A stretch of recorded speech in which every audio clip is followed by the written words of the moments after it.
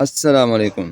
दोस्तों, हर एक ये चाहता है कि उसके किचन गार्डन में गुलाब का पौधा ज़रूर होना चाहिए और उसके साथ-साथ ये भी ये चाहता है कि उसको डोडे ज़्यादा लगें और डोडे भी मोटे ताज़े हों और फल भी ज़्यादा लगे और इसका फूलों का साइज़ भी बड़ा हो और उसके अंदर खुशबू भी हो। तो इसकी मतलब हम आपको 3 से 4 चीज़ें बताएँगे, आप इन चीज़ों का ख़्याल रखें, इंशाल्लाह आपके पौधे को ज़्यादा फूल आएँगे। अगर आप भाई के चैनल के ऊपर नए आए हैं तो भाई के चैनल को सब्सक्राइब कर लीजिए, वीडियो को लाइक, शेयर कर दीजिए, बेल आइकन को ज़रूर दबाइए।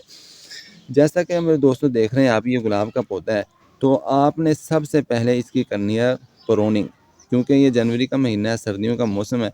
ये पौधे जितने भी हैं तकरीबन डोरमेंसी में हैं, सोए हुए हैं। तो अगर आप इसकी इस वक्त प्रूनिंग करेंगे तो इस तरीके से इंशाल्लाह आपने प्रूनिंग करनी है। इसको 45 के ज़ाविये से काटना है ताकि ये चीज़ ख़राब ना हो, यहाँ पे पानी जमा ना हो, ताकि पानी निकले और नीचे गिर जाए। तो आप इसकी जितनी प्रूनिंग करेंगे, तो जब मौसम बहार आएगा, जैसा कि अभी फरवरी आने वाला है, तो मौसम बहार के अंदर आपको पता है फूल, फल, सब्जियाँ हर चीज़ वाफर मिकदार में होती है। तो जितनी आप ज़्यादा इसकी प्रूनिंग करेंगे, जैसे आप देख रहे हैं मैंने इसको सारा ऊपर से काट दिया है। तो ये पहले की हुई है। अभी मैंने इसको आप देख सकते हैं, ये मैंने पहले की थी 1, 2, 3, 4, ये जितनी भी आज बीड्स आपको नोटिस नज़र आ रही हैं, नीचे इनकी आँखें नज़र आ रही हैं, हर एक से इंशाल्लाह यहाँ पे इसको शाखें निकलेंगी और आपका पौधा जनाब इंशाल्लाह फूलों फलों से भर जाएगा। तो एक चीज़ होगी। दूसरी चीज़ ये है कि आपने अगर इसको गमले के अंदर लगाया है या ज़मीन के अंदर लगाया है, तो आपने दोनों सूरतों में इसको वहाँ पे लगाना है, ज़मीन के अंदर या अगर गमले के अंदर, तो आपने गमला उठा के वहाँ पे रखना है जहाँ पे धूप पड़ती हो। इसको कम अज़ कम 4 घंटे ज़रूर धूप आनी चाहिए। ऐसी जगह आप इंतखाब करें जहाँ पे धूप 4 से 6 घंटे ज़रूर आती हो। उसके बाद तीसरी बात बुनियादी ये है कि आपने इसको गोडी लगानी है। जैसे आप देख रहे हैं, ये मैंने इसको गोडी दे दी हुई है। तो गोडी आप इसको ज़रूर करें और गोडी देने के बाद आप इसको खाद भी डाल दें। अगर आप लेना चाहते हैं कि आपका जो फूल है वो हेल्दी भी हो, खुशबूदार भी हो, उसका साइज़ भी बड़ा हो, साइज़ को अगर आप इंक्रीज़ करना चाहते हैं, तो इसके अंदर आपने डालनी है वर्मिंग कंपोस्ट। वर्मी कंपोस्ट आप डाल दें इसके अंदर, 1 मुट्ठ 2 मुट्ठ डाल सकते हैं पौधे के लिहाज से। ये मेरा पौधा बड़ा है तो अब मैं इसको 2 से 3 मुट्ठे भी डाल सकता हूँ इसको।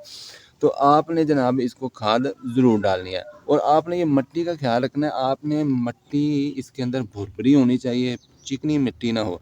चिकनी मिट्टी होगी तो फिर इसकी रूट्स ख़राब हो जाती हैं। जहाँ आपको पता है कि जिस चीज़ की रूट से बुनियाद ख़राब हो जाए, जिसकी जड़ें ख़राब हो जाएँ, तो वो चीज़ नकारा हो जाती है, बेकार हो जाती है। तो आपने इस चीज़ का भी ख़्याल रखना है।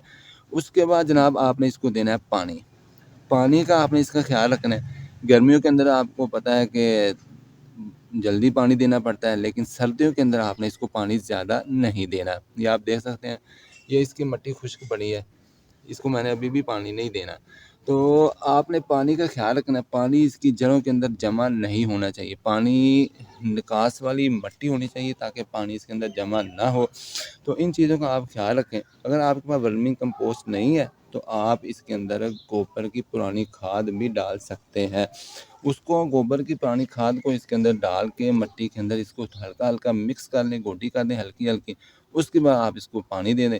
इंशाल्लाह जब ये मौसम बहार आएगा, रह गए चंद दिन, फरवरी आने वाला है, तो इंशाल्लाह आप देखेंगे आपका पौधा हेल्दी भी होगा, इसकी ग्रोथ भी अच्छी होगी, ये खूबसूरत भी होगा। चारों तरफ से इसको कलियाँ ही कलियाँ निकलेंगी, शाखें शाखें निकलेंगी और शाखों के ऊपर इंशाल्लाह आप देखेंगे और फूल ही फूल निकलेंगे, डोडे ही डोडे निकलेंगे। इंशाल्लाह उनका साइज़ भी अच्छा होगा और ये खूबसूरत भी होंगे, खुशबूदार भी होंगे, खुशबू भी अच्छी होगी।